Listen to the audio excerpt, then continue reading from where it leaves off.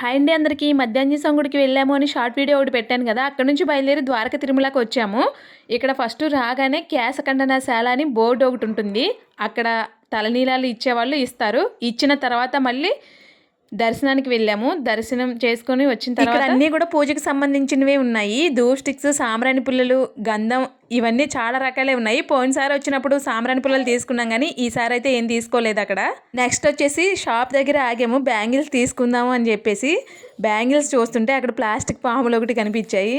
ఒక్కొక్కటి ఒక్కొక్క కలర్లో ఉంది. నిజమైన పాములా ఉన్నాయి. తర్వాత గోశాలకి వెళ్ళాము. ఎప్పుడు దర్శనానికి వెళ్ళినా గోశాలకి వెళ్లకుండా ఉండము. అక్కడ కూడా నమస్కారం చేసుకుని వచ్చేసాం. తర్వాత భోజనం టైం కూడా అయింది. భోజనానికి ఎంట్రన్స్ లో ఇక్కడ కూడా వెంకటేశ్వర స్వామిని పెట్టారు. చాలా అంటే చాలా బాగుంది. అక్కడ కూడా నమస్కారం చేసుకుని ఇంకా భోజనానికి బయలుదేరి వెళ్ళాము. మేము ఎప్పుడు తిరుపతి వెళ్ళినా స్వామివారి అన్నప్రసాదం తినకుండా అయితే రాను. నాకైతే చాలా తృప్తిగా అనిపిస్తుంది ఆ రోజు అక్కడ భోజనం చేస్తే. క్యూలో నడిచేటప్పుడు అందరూ ఒక చోటకి వెళ్ళి కొంచెం జనం ఎక్కువగా ఉన్నప్పుడు మధ్య మధ్యలో ఇలా కూర్చుంటారు. మేము కూడా కొంతసేపు కూర్చొని భోజనానికి వెళ్ళాము. ఇవన్నీ కూడా నేను ఫుల్ వీడియో పెడతాను. వీడియో నచ్చితే కాస్త సబ్స్క్రైబ్ చేసుకోండి.